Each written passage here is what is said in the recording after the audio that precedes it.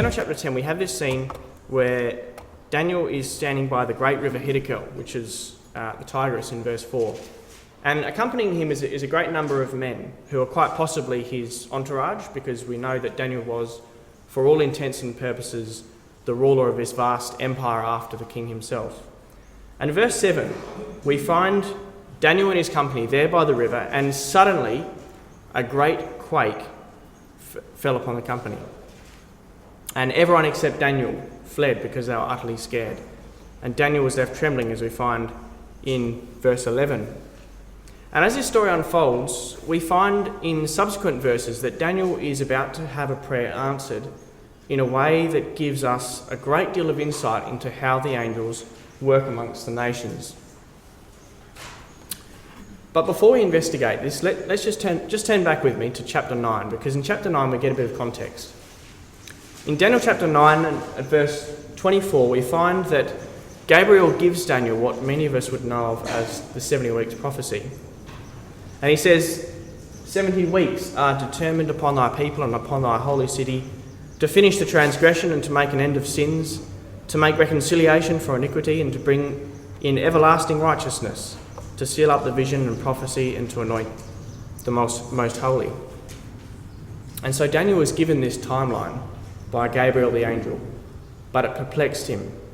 And he realised that even though some of the Jews would return to Jerusalem, it would merely be a limited restoration. He could see the full glory promised to Israel, that he could see that they had to await the coming of the Messiah many years later.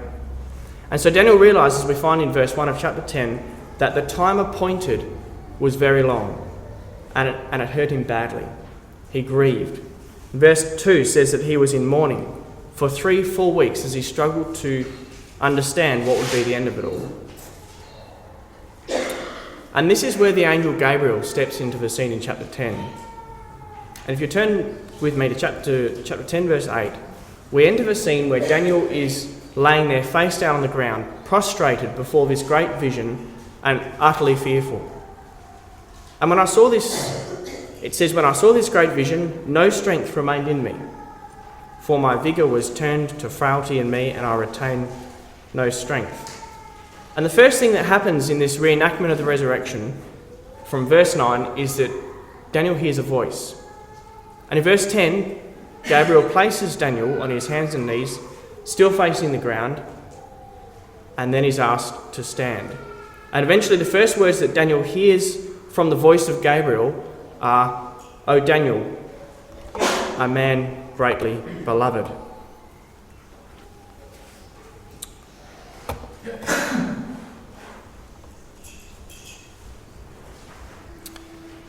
And finally, in verse 11, Gabriel says, he explains what he had come to tell Daniel. That he explains that Daniel had been, to explain what Daniel had been agonising over for the last 3 weeks. And here it is in verse 13, where we catch a glimpse into how the angels work. And in verse 13 it says, "But the prince of the kingdom of Persia withstood me 21 days. But lo, Michael, one of the chief princes, came to help me, and I remained there with the kings of Persia." And we find that this angel was in Persia, dealing with the problem locally. We find that the angel was working in the presence of the king. We find that the angel needed help from other angels, and in this particular case from Michael the archangel. And we also find that this angel was not able to force the king of Persia to do his will. And so if you think about that and apply it to the world today, take for example the Australian government, not that Australia is a world power, but I think that we'll find that the Elohim probably work comprehensively across the earth regardless of how big the nation is. And short of being 100% sure, which we can't be of course because it hasn't been revealed to us, I think that it's very likely that there would be a number of angels working in some form or capacity with the Australian government. So people like Tony Abbott, Julia Bishop, Christopher Pyne. And it's interesting because when we look at our role as saints in the millennial period, we find in Revelation that one of the roles given to the saints will be to judge the nations and act as kings. And so the angels will give up this role to the saints for the millennial period. Now, when the mid-heaven proclamation happens and Christ sends a message to all nations and people demanding that they submit to him, some nations will choose to submit and others won't. And it will be our role to either bring judgment upon those nations or peace. And so if Australia chooses to submit, if it hasn't already, then those saints who have been assigned to Australia will take over the administration of the nation from those who currently administer it, and in our current case, from Mr. Abbott's government, or whoever is in government by that stage. And if we look through Revelation, we find that later on, we will be the ones performing the work that the angels are doing now. And so, coming back to Daniel chapter 10, I want to just pick out 4 distinct observations of how the angels work based on verse 13. And so, just simply put, the first one is that the angels work locally on the earth, or locally in the vicinity of what they're doing. You can see the king is working in this case with the king of Persia. And they work in the presence of those who they are working with. They need help from other angels, as we saw with Michael the Archangel, who came to help Gabriel. And the angels can't force man against his own will. And so we're not going to go into too much detail into this tonight. But as we traverse through some of our stories tonight, just keep elements of those things tucked in the back of your mind. And also remember that as we witness what is considered to be the work of the angels, that one day, God willing, we'll be the ones to rule the nations and the affairs of mankind in a kingdom of peace.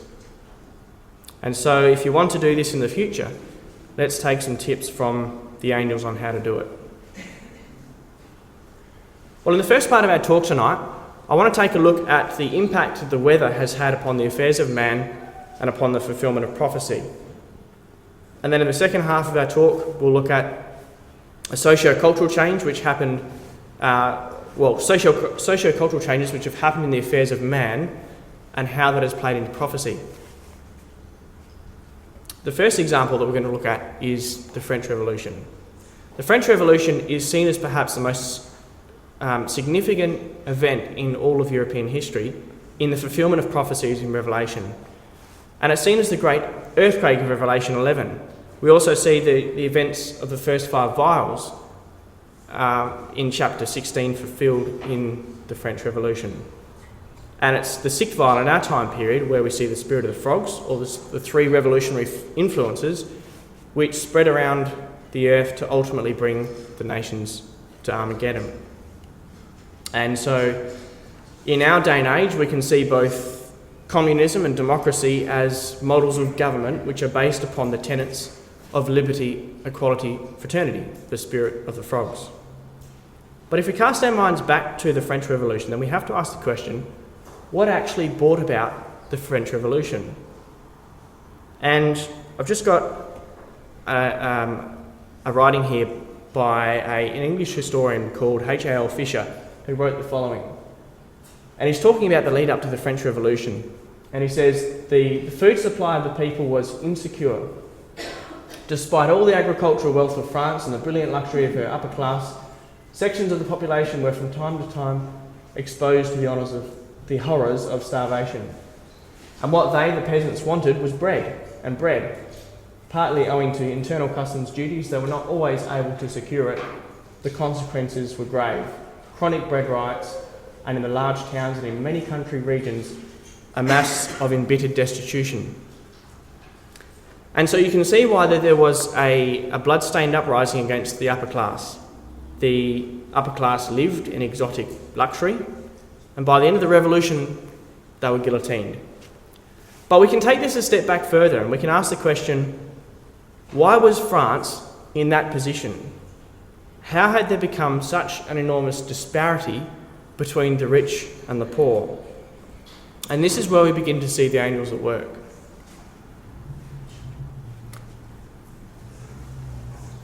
So we're going to look at some of the years in the lead up to that time period. And we're going to start, because the French Revolution was in the late 1700s, And starting at 1778, looking at the harvest around that time period was pretty good, owing to the fact that the weather was good.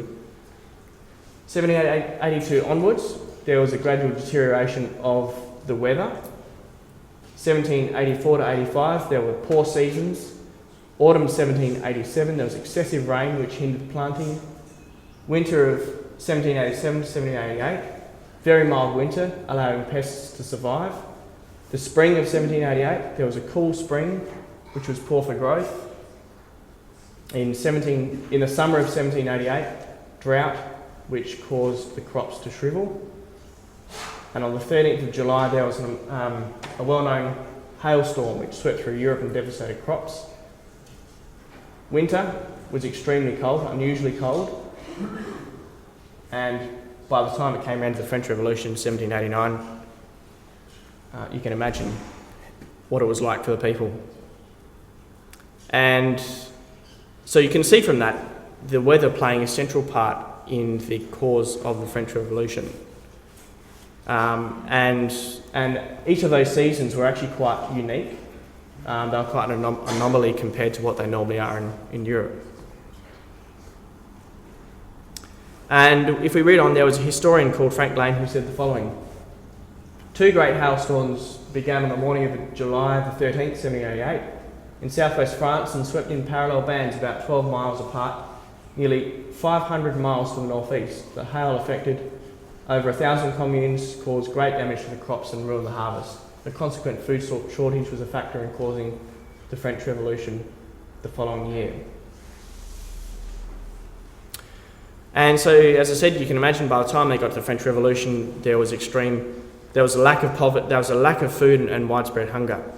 But the aristocracy continued to flaunt its wealth and luxury, and as a result, France had a civil war known as the French Revolution, and as we discussed earlier, thus began the spirit of the frogs, liberty, equality, fraternity, to spread throughout Europe and the rest of the world, that same spirit which ultimately brought the nations to Armageddon, which will ultimately bring the nations to Armageddon. Well, I'm just going to move on to a second example now. We're going to move on to the Second World War, which was one of the greatest tragedies to hit mankind in modern history. 80 million people died as a result of the war, which is mind-numbing numbers. Many of the Jews suffered in places like Auschwitz. The photo here is the entrance to Auschwitz during the time of the Second World War, and the banner over the road reads, "Work makes you free," the title that hung over concentration camps across Europe. And it was through these concentration camps that the Jews in Europe suffered an unfathomable persecution. And later in the war, and as a result of this, the State of Israel was created. And so you can see the work of the angels in bringing about this war to extract the Jews and bring them back to the land of Israel, as prophesied in Ezekiel 36. But there was a time during the war that the Elohim decided that enough was enough. Germany had progressed enough for the angels to create impetus for the return of the Jews to the land. And from that moment on, Germany was destined to meet its fate. And perhaps that defining moment, that turning point in World War II, happened on the beaches of Normandy in the summer of 1944 on what is known as D-Day. And here is a photo of a rough layout of the invasion of D-Day. And so you've got Britain up the top, and you've got the coast of Normandy, which is France today, and in the middle you've got the English Channel. And the Allied forces were made up of British and US troops, and they were moving into Europe from this direction, hoping to take the German forces. Now, prior to 1944, which was D-Day, which is when D-Day happened, in fact, way back to 1941, the Germans had been building an enormous military Atlantic wall across the coast of France, which consisted of massive fortifications, including all kinds of obstacles and barbed wire. And so by the time 1944 came around, the Allies who were planning to invade Germany and France had a massive task ahead of them. And so the Germans had placed various divisions across the coast of France, troops and tanks, under the command of General von Rundstedt. But there was one tank division that Hitler wanted centred more inland for various reasons, and the German general commander was not allowed to use this particular tank division without Hitler's permission. And so as the Allies prepared to invade, they sent deception messages across the channel via encrypted radio, hoping that the Germans would be able to decipher them. And as the invasion came closer, the Germans weren't too sure of exactly when this invasion would take place, but they knew it had to take place at some point.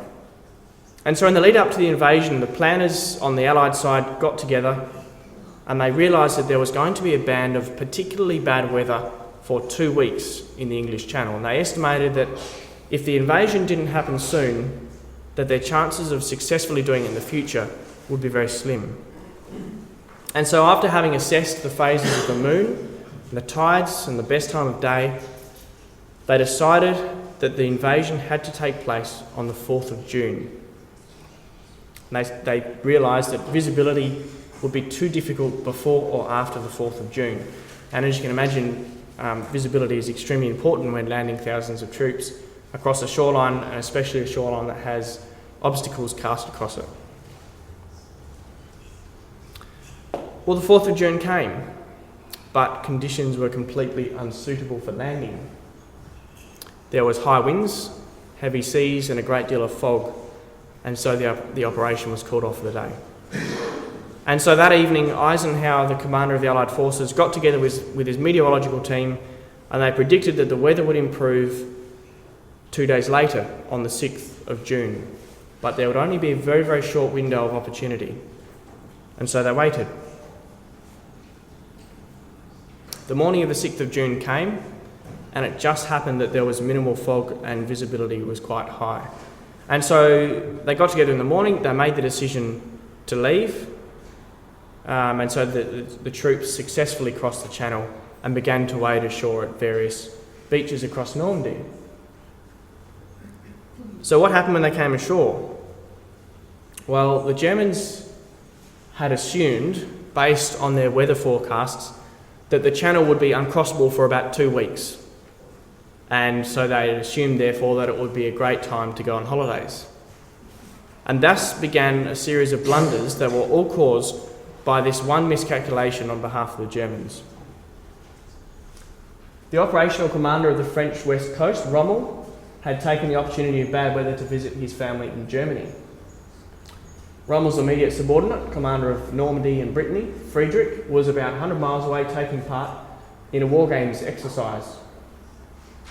The overall German commander, von Rundstedt, was present, but he was unable to bring the panzer reinforcements, or the tanks. Why? Because Hitler hadn't given him permission. Why? Because Hitler was asleep. Why didn't they just wake him up? Because they were too scared. Who would? Who would want to tell Hitler that there was a massive invasion coming across the coast?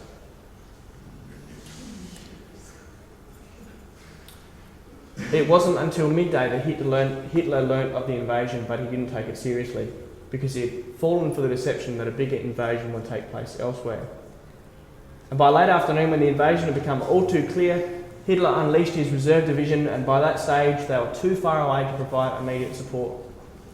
By nightfall on the 6th of June, over 100,000 Allied troops had landed in Normandy, and when the panzer tanks finally arrived for von Rundstedt, they were so depleted by air attacks that they were unable to mount any significant combat. And so the Elohim had decided that it was time up for Germany. And in the space of 24 hours, the fog had disappeared and allowed the Allied troops to cross the channel unawares to the Germans. And here's another photo that was taken on the morning of the 6th of June, and this is Ohama Beach. And in this particular photo, these are US ships. You can't see it properly on the screen. The British, they took a number of beaches, and the British had taken a different beach at this particular juncture.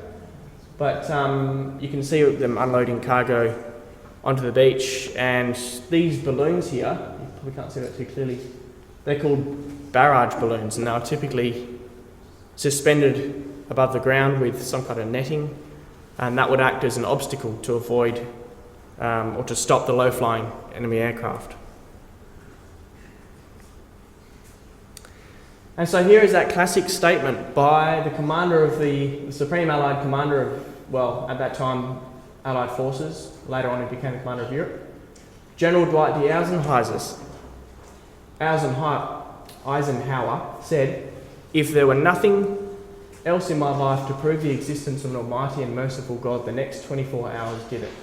The greatest break in a terrible outlay of weather occurred the next day on June the 6th, which allowed that great invasion to proceed, with losses far below those we had anticipated." And so there is our second example of the Elohim using the weather to change the direction of the war and ultimately history itself. Well, we're going to fast forward 4 years.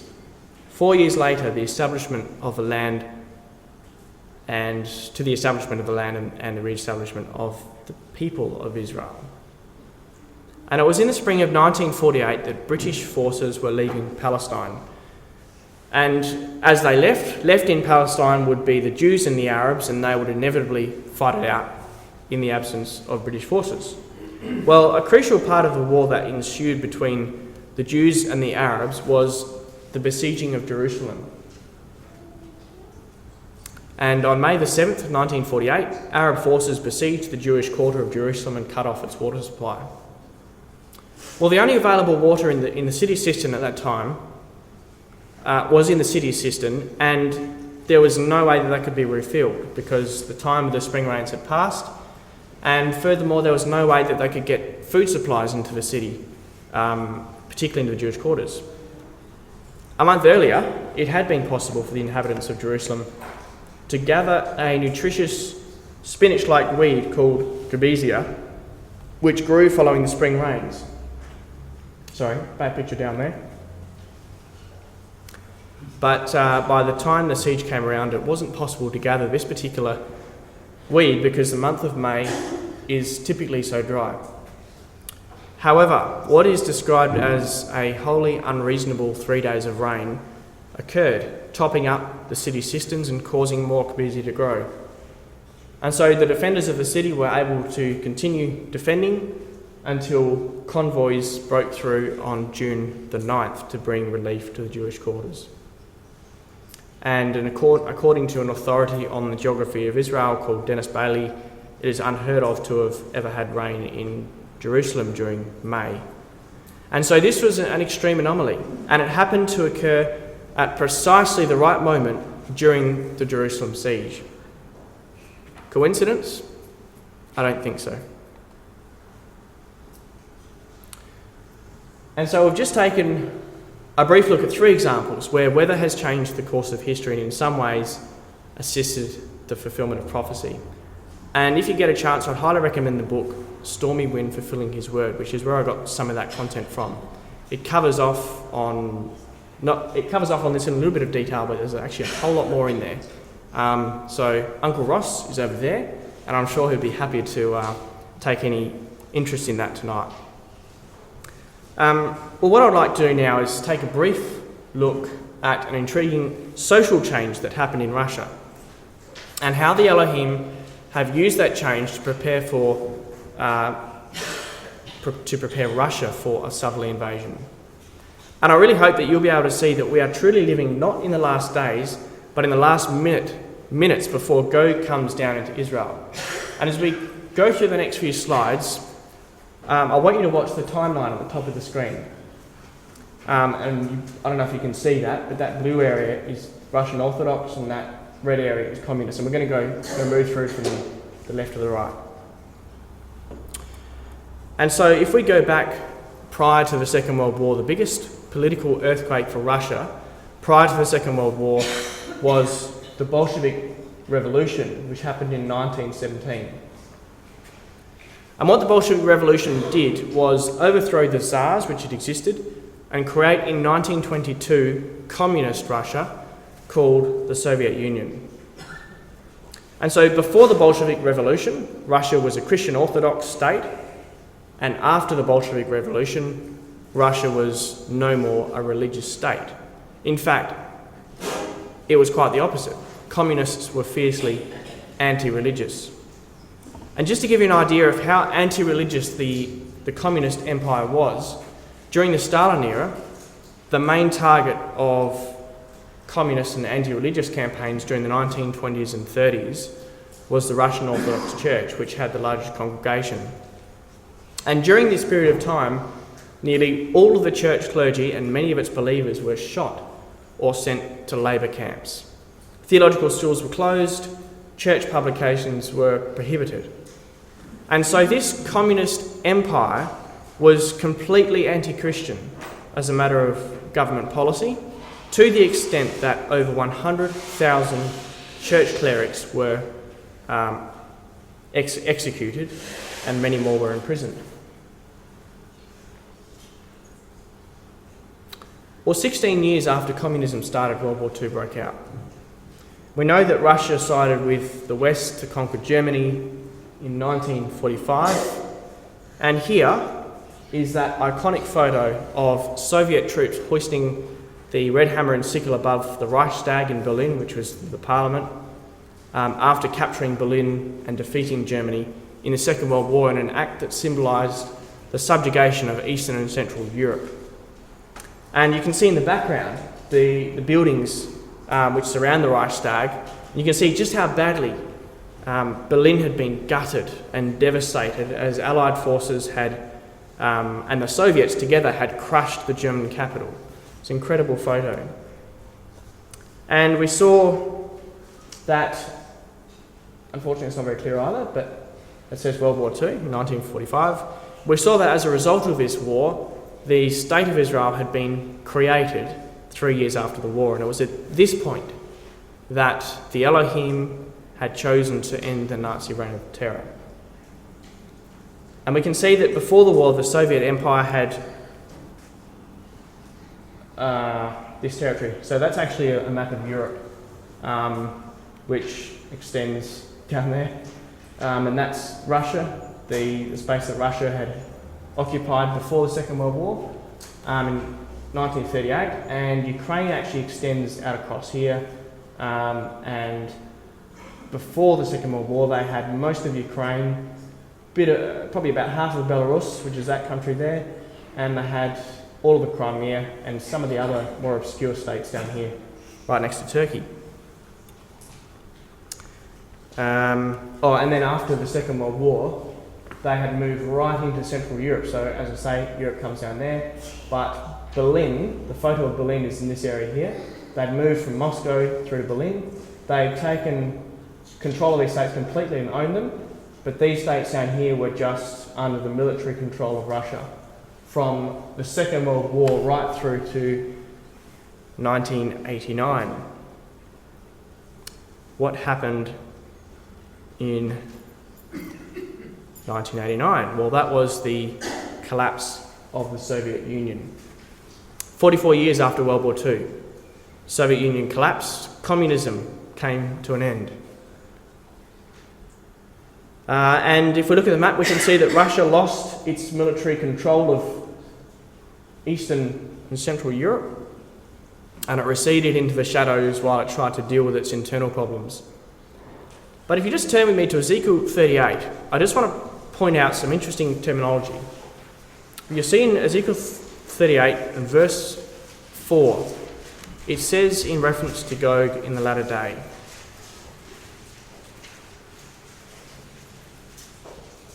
I will turn thee back, in verse 4, put hooks in thy jaws, bring thee forth, all of thine army, horsemen, all of them clothed with all sorts of armour, even a great company with bucklers and shields, and all of them handling swords. And there's a little phrase here that could be referring to the dissolution of the Soviet Empire, and that is, I will turn thee back.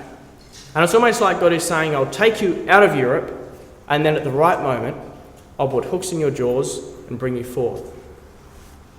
Well, coming back to 1989, after communism died, religion was once again allowed into Europe.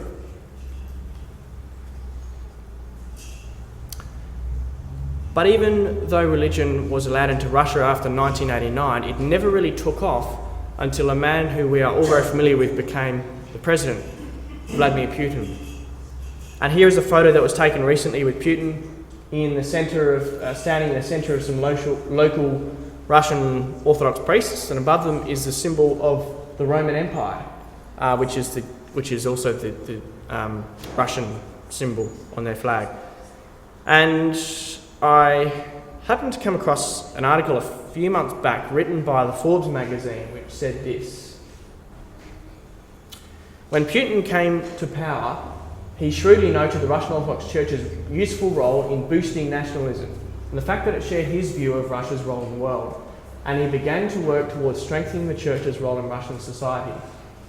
Early in his presidency, the Russian Duma passed a law returning all church property seized during the Soviet era, and this act alone made the Russian Orthodox Church one of the largest landholders in Russia.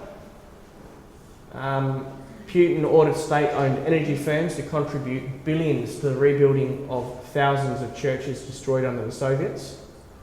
And around 25,000 Russian Orthodox churches have been built or rebuilt since the early 1990s.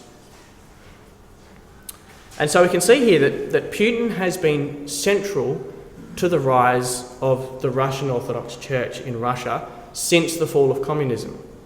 Why? Well, this article suggests it's because he knew that the Russian Orthodox Church would boost nationalism in Russia. And so over that period, from 1917 to Putin's era, we've seen Russia move from a Russian Orthodox state to a communist state, and then back to Russian Orthodox. And you go, what's the point? Orthodoxy to communism in 1917, and then back to orthodoxy again under Putin. Who cares? Well, this is where it gets interesting, because we know from Daniel chapter 11 that at some point Russia will take control of Constantinople, which today is known as Istanbul, as a part of Turkey. At some point, Russia will take control of Constantinople. Why? Because Constantinople is where the Russian Orthodox Church began. And here's an article from the National Geographic, December 1983. Since claiming the Byzantine birthright, Russia has looked possessively and obsessively south. In the 1770s, she was wrested from the Turks in that ancient Byzantine frontier land, the Crimea. Ironically, Russia came within a hairbreadth of gaining Constantinople in the Straits in World War I. The Allies promised them to her upon Turkey's defeat. And then what happened? Her revolution, the Bolshevik Revolution, knocked Russia out of the water, scuttling that prospect.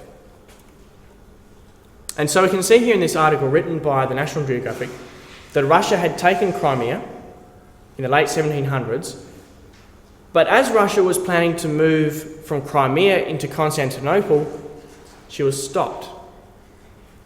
Why was Russia stopped from taking Constantinople? As we saw, it was because of the Bolshevik Revolution in 1917. Because even though Daniel 11 shows us that Russia will take Constantinople, the angels weren't yet ready for that to happen. Why? Because Israel hadn't yet been established as a nation. And so the revolution happened. Russia became communist, and as a matter of policy, lost all interest in Constantinople and, for that matter, the Middle East. During the communist era, Russia had no desire to come down in Constantinople and assume the role of King of the North.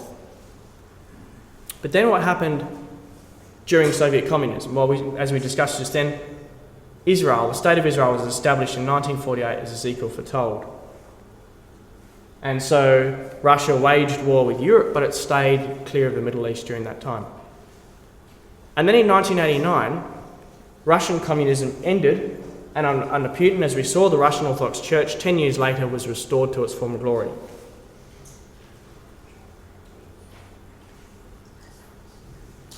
So let's just take a quick look at this on a map. In the late 1700s, Russia looked to re-establish their Russian Orthodox roots. They invaded Crimea. They were about to move down here and take... So that's Crimea, sorry. That's Turkey, modern-day Turkey. Constantinople's there. They were just about to move down and take Constantinople and become the King of the North that we know of in Daniel chapter 11. And then the revolution happened. It stopped them from doing that. During that period of time of communism, the state of Israel was created, and then Soviet Russia and its communist structure collapsed. Once again, Russia was a religious state, and Putin revived the old Russian Orthodox Church. And then what happened last year? Russia annexed Crimea. She did exactly what she'd done in the 1700s on the way down to Constantinople.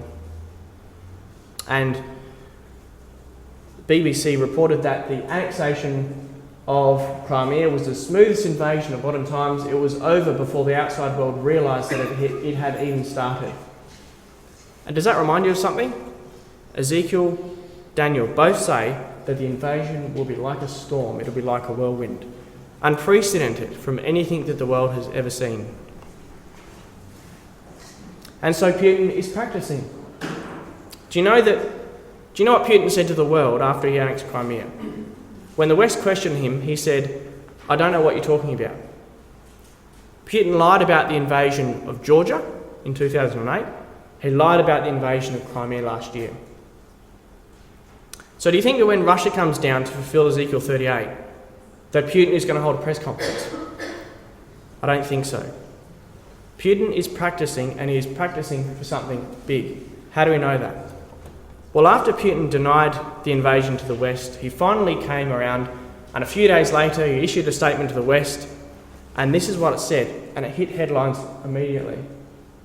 He said, "In the hearts and the minds of people, Crimea has always been and remains an inseparable part of Russia," said Putin, choking down tears. He added that the ethnic Russians had found themselves isolated from the motherland when the Soviet Union collapsed, both in Crimea and elsewhere. Note the elsewhere. Where else is Putin talking about? What else did Russia want in the 1700s when it took Crimea? Constantinople, the capital city of the King of the North. And when we look into this a bit further, we find that Constantinople is actually considered to be inseparable from Russia in Russian culture and by the Russian Orthodox Church. And you say, well, just how ingrained in Russian minds is this desire to have Constantinople? Well, just remember that under 90% of Russians call themselves Russian Orthodox. It's a pretty foreign concept for us Australians who live in a secular society. And that means that most of Russia is united on this desire to take back Constantinople. It's already a part of Russian culture and nationalism, even though it's not actually a part of Russia. And I just wanted to read an extract from a Russian poem that was written in the 19th century by a notable Russian poet, because in this poem we see how Constantinople was and is ingrained in Russian culture. And the poem starts off by saying, "Moscow and Petersgrad, the city of Constantine, these are the capitals of the Russian kingdom." And it's interesting to see, and I've skipped out a whole lot in the middle, but see how the poem ends. "That's the Russian kingdom, let it be forever, just as the Spirit foretold and Daniel prophesied." Incredible stuff. So this poet seems to touch on an area of the Bible where it talks about Russia to try and help stoke that sense of nationalism. And I'm not sure why you would pick a chapter that talks about your own destruction, but perhaps I don't read it that way. And so I hope that you've been able to see that the social change of communism in Russia temporarily stopped Russia from taking Constantinople and becoming the King of the North, while the angels focused on the return of Israel to the land. Once Israel were in the land, communism in Russia died, Putin was back on the scene, revived the Russian Orthodox Church, once again reviving that desire for them to take Constantinople and become the King of the North. And then, of course, last year they invaded Crimea on the way down. Well, what we're going to do now is just continue the story of Russia since the time of Putin. And we're going to end tonight with a couple of updates which refer back to that prophecy in Daniel that we've been watching unfold over the last 2 weeks. And so if we're still in Ezekiel 38, Reading from Ezekiel 38 and at the beginning of verse 4, we saw that it says, "I will put hooks in thy jaws and bring thee forth." And we saw that Russia was turned back during the collapse of the Soviet Empire, but it has been in the last 2 weeks, and that the next few phrases have really started to come to pass.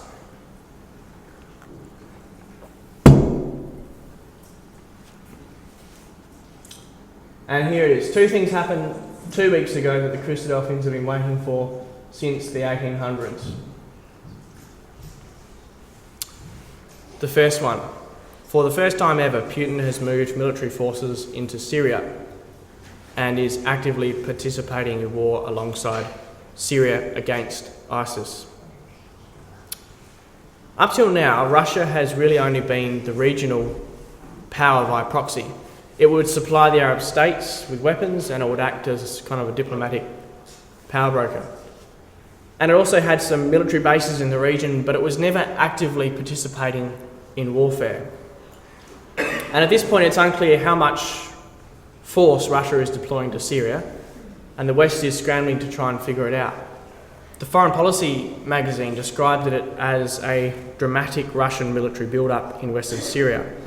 And over the past week, naval ships and many Antonov cargo planes have been seen unloading cargo in Syria. Russia have also been setting up airfield infrastructure, which will allow Russia to have very quick access into the heart of the Middle East. So just remember those 2 quotes we read from Ezekiel and Daniel: coming down like a storm, coming down like a whirlwind. Well, they're setting up the infrastructure for that right now. And so let's take a look at the map of the Middle East. 2 weeks ago, Putin confirmed that the Russian military were building up their presence in Syria. And now we saw how the invasion of Crimea was a repeat of history. We saw what happened. But you see, the moment Russia moved into Syria, it took its first step to becoming what is known as the King of the North in Daniel chapter 11. Let me explain why. If you turn back to Daniel chapter 11, verse 40.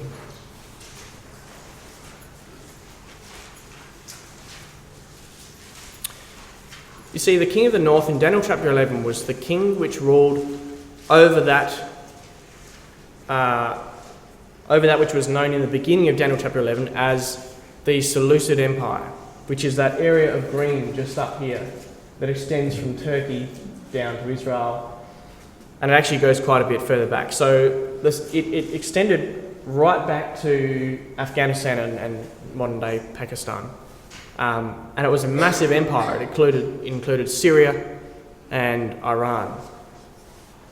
And up till now, Russia hasn't actually significantly occupied any of that region or waged war there. They have had some small military bases, but they haven't been involved in conflict. Now that's highly significant from the perspective of Daniel 11. If we just look at verse 40, it says, "At the time of the end, the king of the north shall come against him like a whirlwind with chariots and horsemen, with many ships, and he shall enter the countries, overwhelm them, and pass through." We saw earlier that the Elohim have held Russia at bay for almost 100 years through communism. Well, communism is gone. Putin has arrived. And as of 2 weeks ago, Russia is now waging war in the Middle East. Not a big war at this point, but they might find that it will get bigger than what they expect. Oops. And so here's an article that the Director General of Israel's Intelligence Ministry, he'd been talking with Ruth Reuters, and he said this to them. He said that he's concerned that there could be a military accident of some kind that brings Israel into direct conflict with Russia. We know that it won't happen that way necessarily, but it's still interesting to see this in the news. I mean, 2 weeks ago, this kind of comment would have been unheard of. And so this brings us to the second event that I mentioned that Christadelphians have been waiting for 150 odd years that happened 2 weeks ago. If we read on in Daniel 11 at verse 42. He shall stretch out his hand against the countries, and the land of Egypt shall not escape. He shall have power over the treasures of gold and silver, and over all the precious things of Egypt. And for many years now, the brethren and sisters have been reading this and wondering, what is it possibly that Russia could want from Egypt? Egypt has never really had anything that Russia desperately wants. And sure, as a community, we believe Daniel 11, but we didn't really have much of an idea as to what it was actually talking about. It didn't make a great deal of sense until 2 weeks ago. CNN reports, a supergiant gas field has been found in the deep waters of Egypt. It is the largest ever in the Mediterranean and possibly the world. So isn't that incredible? Who would have seen that?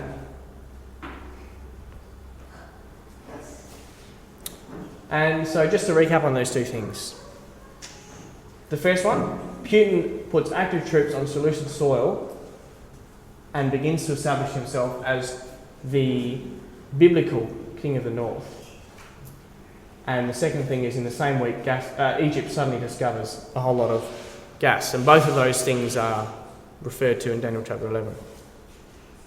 And so it doesn't get much clearer than this. Our God said to go through Ezekiel, I will bring thee forth, and this is exactly what is beginning to happen. And I look at my parents when they were my age, and during their time, Russia was communist. Crimea hadn't been taken, and Syria wasn't even on Russia's bucket list. And so here we are today, so much closer to Daniel 11 than anyone would have conceived. Now just remember that we won't necessarily be here when Gog does invade. We'll be with Christ. So how much time do you think we have left? And so here it is. We're just a quick summary of what we've looked at so far. We've seen the angels at work amongst the nations. We saw examples of the weather changing the course of history. We saw communism delaying a Russian invasion south. There's a lot of things happening, and we don't have much time left. Our Lord says in Revelation 22, Behold, I come quickly, my reward is with me, to give every man according as his work shall be. And so let's pray that our God will hasten that time when it will be our joy to go out into the world as kings and priests to bring all nations and people to the knowledge of the glory of God. Even so come, Lord Jesus.